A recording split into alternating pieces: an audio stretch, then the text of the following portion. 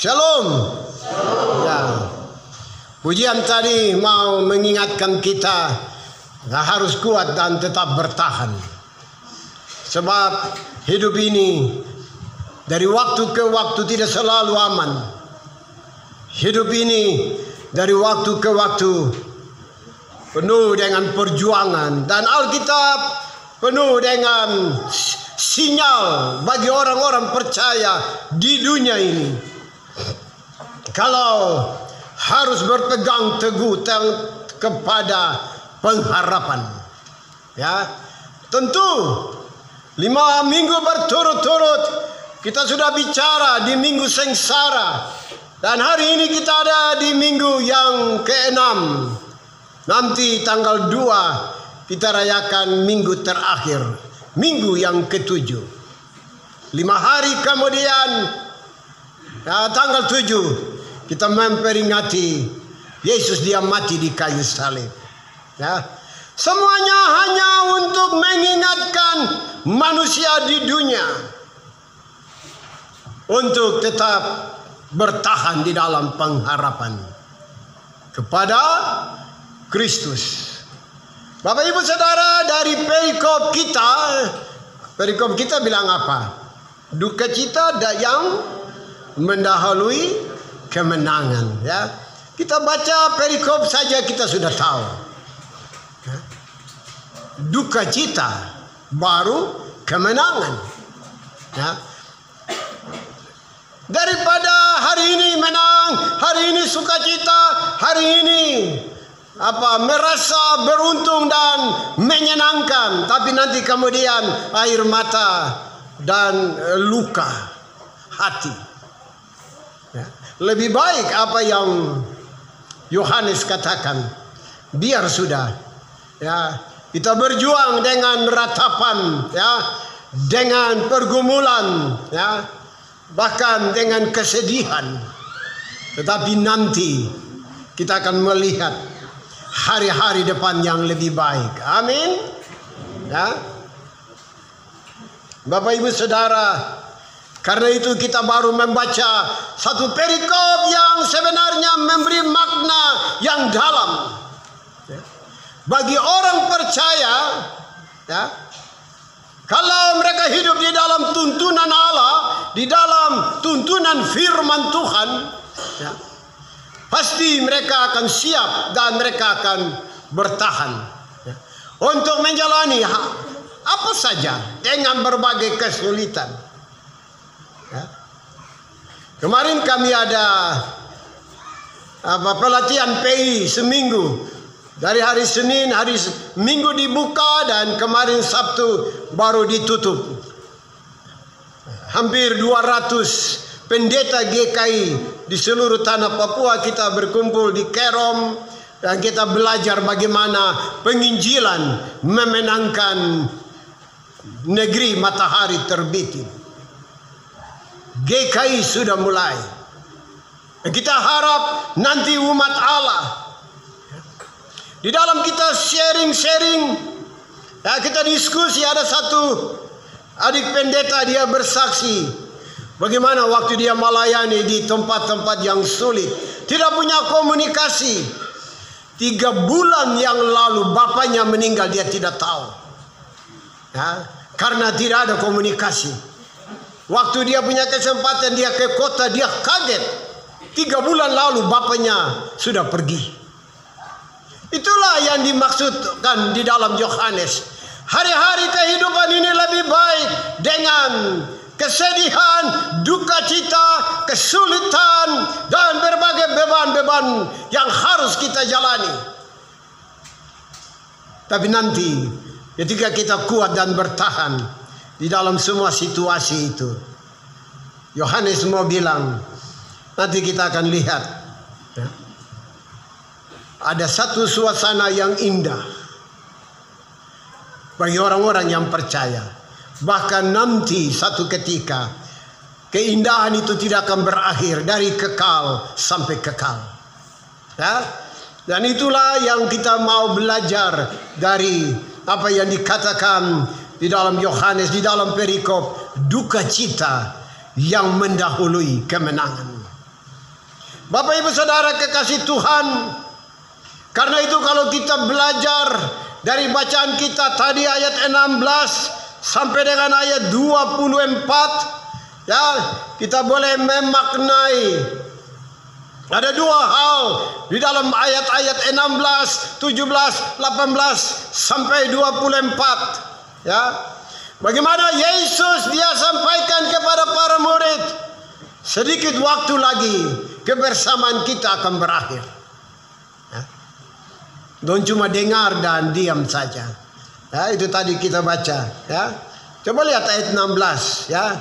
Tinggal sesaat saja dan kamu tidak melihat aku lagi. Ya.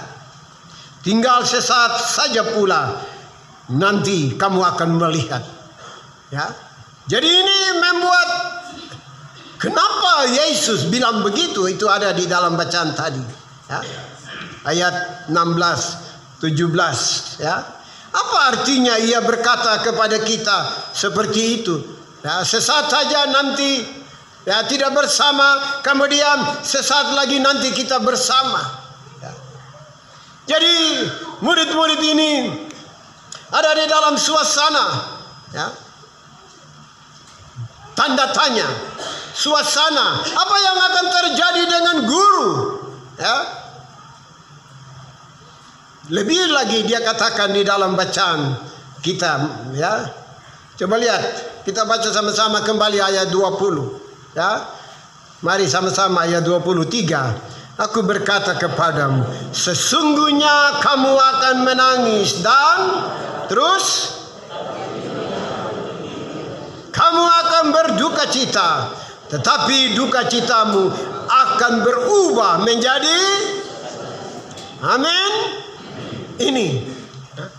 Ini yang harus, ya, baca berulang-ulang, ya, baca berulang-ulang sehingga kebenaran ini dia akan membentuk cara berpikir kita. Ya. Ada yang harus bangun pagi, ya, hanya untuk perjuangan hidup. Mandi dan tinggalkan keluarga, ya. Sudah harus pergi berjuang untuk mencari, bekerja, melayani, mengabdi, berusaha, ya. Kadang-kadang nanti pulang malam atau bisa berhari-hari, ya. Mama harus jatuh bangun, ya. Saya ingat beberapa tahun yang lampau, saya harus mendampingi mama-mama penjual pinang di daerah Dok sana. Nanti kalau sudah malam baru saya jalan, mereka kaget. Anak pendeta mau kemana? Saya mau datang duduk. Ya. Sudah larut, kadang-kadang sampai subuh. Mama jangan lupa, kalau hari ini mama dapat 10.000, 1.000 itu punya Tuhan, sepersepuluhan. Mama kasih. Bapak Ibu tahu, kami mendidik mereka, persepuluhan itu perpendapatan. Ya. Jadi kalau hari itu mama dapat 20.000, 2.000 dia keluarkan. Ya. Tidak terlalu lama Bapak Ibu Saudara, ya, kami mendampingi bukan saja penjual pinang, dalam usaha apa saja hanya berjuang untuk hidup ini. Jangan lupa Allah. Begitu buka meja berdoa, yang biasanya di atas jam-jam 1, jam 12, kadang-kadang lewat sedikit, ya sudah dini hari baru habis. Tapi ketika orang-orang yang kami dampingi itu, mereka mulai dengan nama Tuhan. Jam 9 malam sudah pulang, pinang sudah laris. Tuhan kirim pembeli, ya. Dan yang tidak berdoa mereka duduk sampai subuh. Tapi Jemaat Sion punya penjual-penjual, jam 8, jam 9 mereka pulang. Karena orang datang, Tuhan suruh. Doakan mereka, kuatkan mereka. Saya bilang bertahan. Sorga tidak buta. Sorga tetap mengamati perjuangan orang-orang yang percaya di dalam hidup mereka. Ya. Dan ini yang diingatkan di dalam bacaan kita tadi. Ya. Sesungguhnya kamu akan menangis dan meratap, tetapi dunia akan gembira. Kamu akan berduka cita, tetapi duka citamu akan berubah menjadi sukacita. One day, one time, satu ketika, hidup ini pasti berubah. Halo? Ya. Mari kita percaya itu. Bersama dengan Allah, tidak ada yang tidak bisa. Kalau kita mau serius dengan Tuhan. Ya. Bagaimana Yohanes dia memberi perumpamaan ini, mama dorang lebih tahu. Bagaimana di dalam ayat 21, ibarat seorang ibu dia mau melahirkan. Itu perjuangan antara hidup dan mati. Ya. Karena begitu ya, berat. Kadang-kadang suster, pendamping atau dokter bilang, tekan, tarik napas baru supaya kepala bayi itu bisa keluar dari mulut rahim mama. Perjuangan. Ya. Tetapi kalau anak sudah keluar, mulai dengar ngek, penderitaan itu berakhir.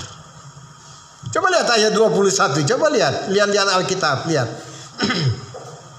Seorang perempuan berduka cita pada saat ia melahirkan. Tetapi sesudah ia melahirkan anaknya, ia tidak ingat lagi akan penderitaannya.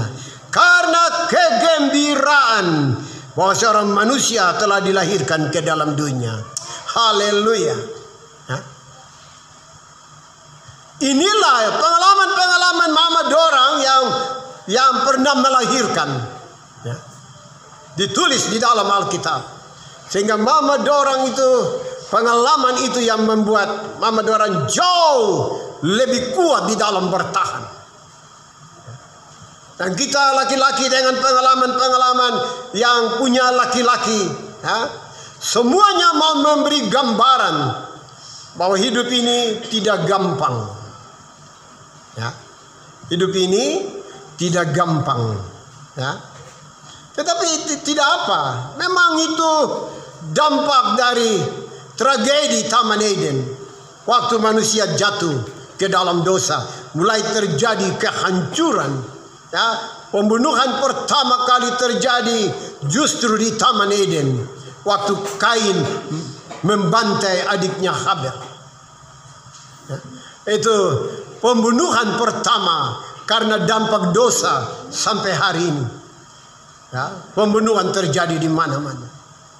Ya, ini dunia ini makin bengis. Ya.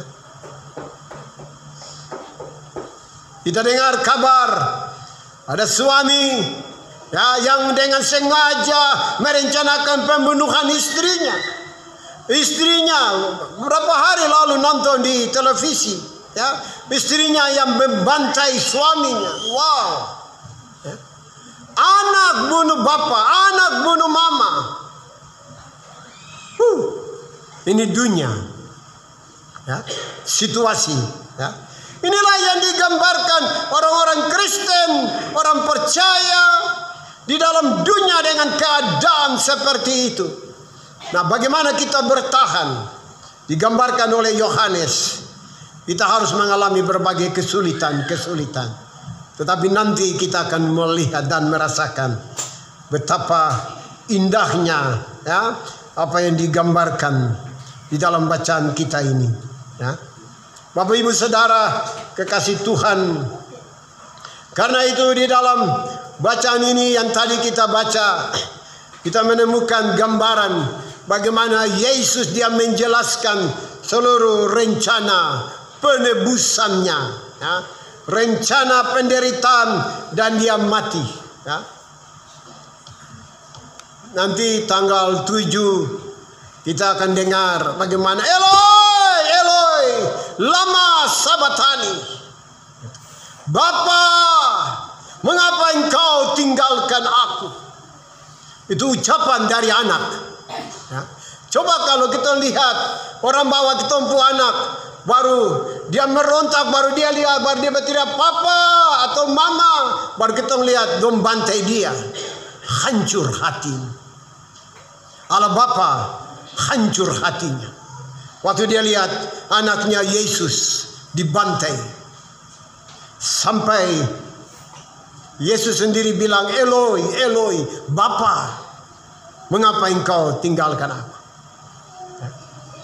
Hanya karena rayon percetakan, Yesus rela mati supaya kita semua ditebus. Ya. Jangan ada yang hidup ini tidak serius untuk mensyukuri karya penebusan anak Allah. Jangan sampai harga yang begitu mahal kita pura-pura tidak tahu atau abaikan saja. Ya. Sangat sayang. Tuhan mau supaya kita paham, ya, bahwa Dia telah memberikan yang terbaik dan waktunya, ya, nanti, ya. Nanti itu kita tidak tahu kapan. Tetapi iman itu dia tetap bertahan sampai nanti kita bertemu. Rasul Paulus bilang kita akan jumpa muka dengan muka. Ya. Nanti satu ketika, ya. Yesus bilang, aku waktu dia bangkit, dia siapkan semua selesai, dia jalan-jalan 40 hari.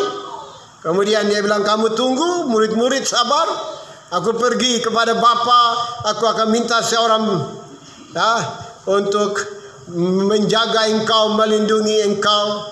Itu bicara tentang Roh Kudus yang dicurahkan, ya.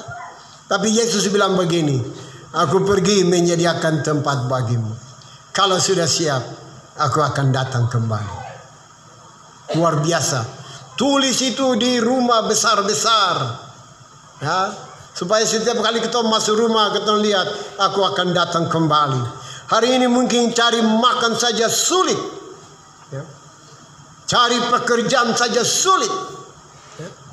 Sementara kita sakit, harus ada biaya dan ada banyak kesedihan, air mata. Tapi ketika kita lihat tulisan, Yesus bilang, aku akan datang kembali. Ini menjadi kekuatan bertahan. Saya tulis di saya punya meja belajar itu. Setiap kali beban berat, capek, begitu baca, terima kasih Tuhan. Apa yang hamba buat hari ini, pasti hamba akan lihat.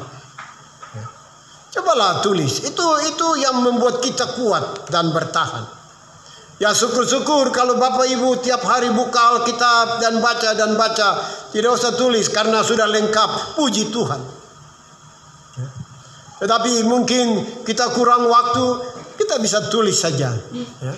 Waktu kita lihat, oh ini Allah yang berjanji. Ya. Bapak Ibu Saudara kekasih Tuhan, di dalam bacaan kita tadi, ini yang penting. Ya. Dari seluruh penjelasan Yesus kepada para murid, ya, bahwa kamu nanti sesaat kita berpisah dan sebagainya. Coba lihat ayat 31. Sesudah Yesus menjelaskan semua, kemudian di sana dikatakan, apakah kamu percaya? Ya. Ada 3 hal yang akan terjadi. Makanya di dalam ayat 31 Yesus bertanya, maka jawab Yesus kepada mereka, percayakah kamu sekarang? Ya, karena ada 3 hal akan terjadi. Di dalam ayat 32, yang pertama itu apa? Pertama, kamu akan dicerai-beraikan di tempatnya sendiri. Ya. Dampak daripada situasi hidup membuat terjadi kita sudah tidak lagi saling menopang, masing-masing berjuang sendiri, ya. Ibarat dicerai-beraikan. Apa yang terjadi? Kamu meninggalkan aku seorang diri. Ini bicara tentang, kita tahu ya, waktu para Romawi prajurit sudah mulai tangkap Yesus, maka lihat Mana dorang itu? Hilang semua. Petrus yang hebat sembunyi-sembunyi. Sampai nanti mama tua satu.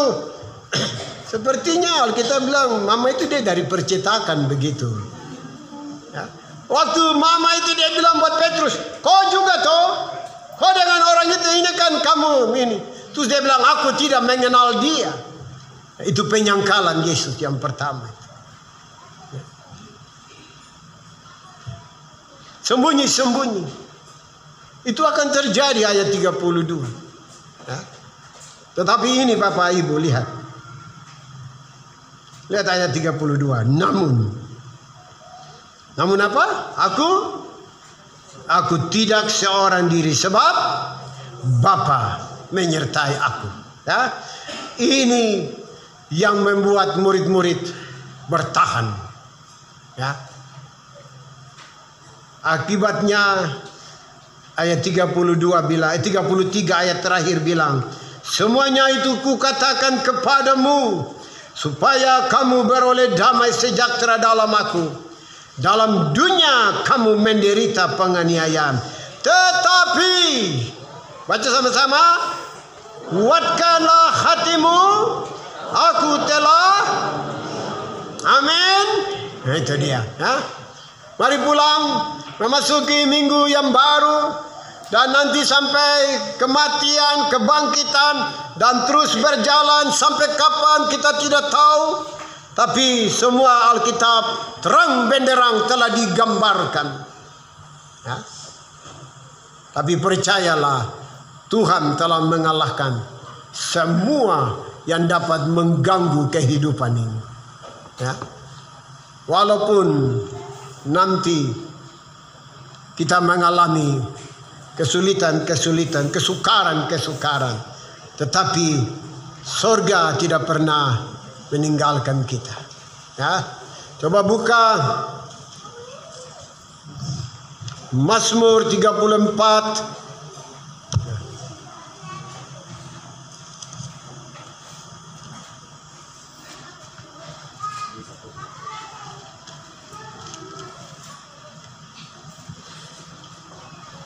Begitu banyak janji Allah di dalam kehidupan kita.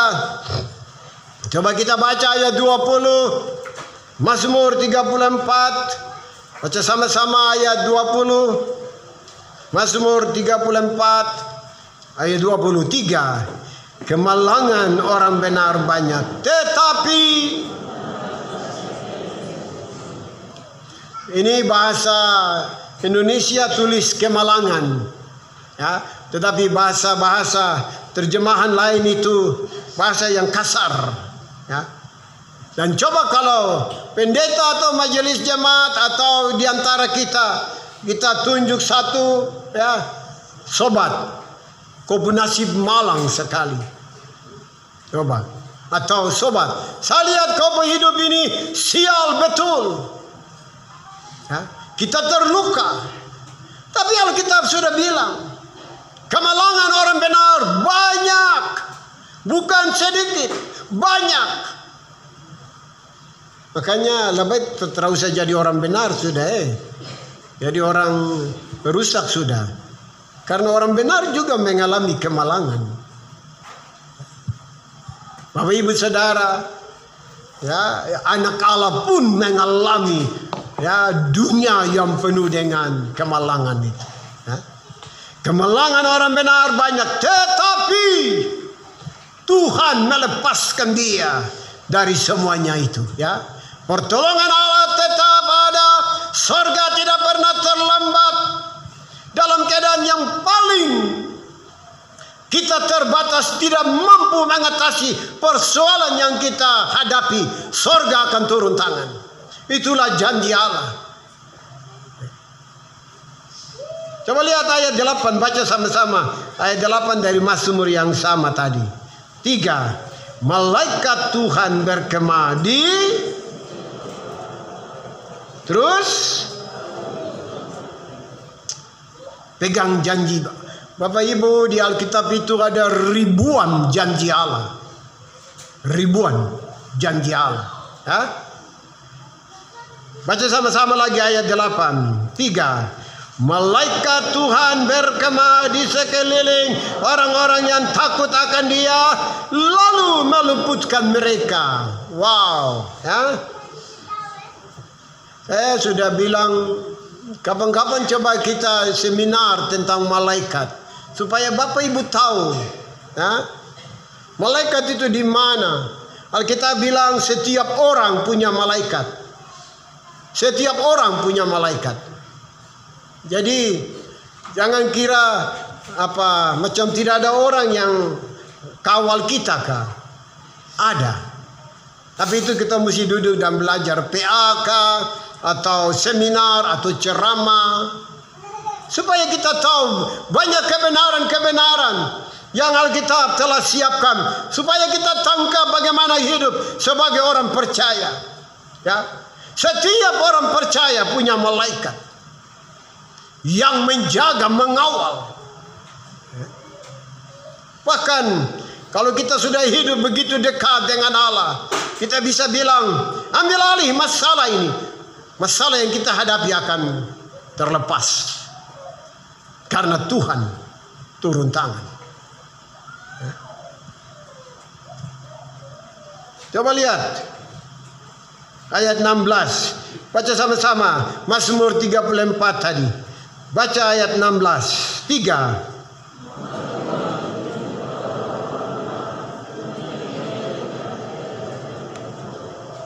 Ayat 17.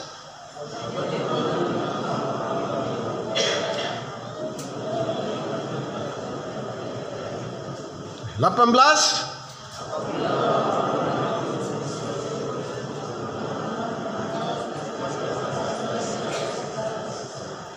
Ya, ini baru beberapa saja. Saya bilang ada ribuan janji Allah. Ribuan janji Allah. Ya, yang menjadi pegangan kita untuk tidak takut menghadapi situasi. Ya. Asalkan memang ayat 17 itu harus kita perhatikan. Ya. Tuhan menentang orang-orang yang berbuat jahat. Bahkan melenyapkan ingatan mereka dari muka bumi. Artinya mereka itu akan lenyap. Ya. Tuhan tidak mau. Dia menolong kita setiap hari, setiap saat. Ya, Dia menyelamatkan, Dia jaga, melindungi, bahkan memberkati. Baru kita acuh tak acuh masa bodoh dan hidup sembarangan. Ya, sayang. Tuhan Dia sedih. Tapi coba kita serius, ya. Ingat Dia ada, ya. Dan setiap kali di dalam rumah mungkin kita emosi, mau marah begitu, nanti Tuhan kasih ingat, anakku, sabar. Itulah kasih Allah. Ada Tuhan yang menjaga kita. Saya tidak tahu Bapak Ibu punya keadaan. Bapak Ibu tidak tahu kami dua punya keadaan. Di antara kita mungkin ada, tapi kita hanya tahu beberapa saudara bersaudara yang kita mengerti keadaan mereka. Tapi yang lebih jauh, lebih dalam, tidak ada yang tahu. Hanya Allah dan setiap kita masing-masing yang tahu keadaan kita. Dan Alkitab katakan, Yesus, Dia bersedia untuk menjawab semua pergumulan kita. Karena Dia adalah Tuhan. Sampai Dia mempertaruhkan nyawanya. Hanya Dia rindu orang-orang percaya jangan kalah di dalam kehidupan mereka di dunia ini. Mereka harus sabar, kuat, bertahan. Hanya sesaat. Nanti waktu Dia datang kembali, kita akan hidup di dalam kekekalan. Semua air mata itu sudah berakhir. Amin. Amin. Amin.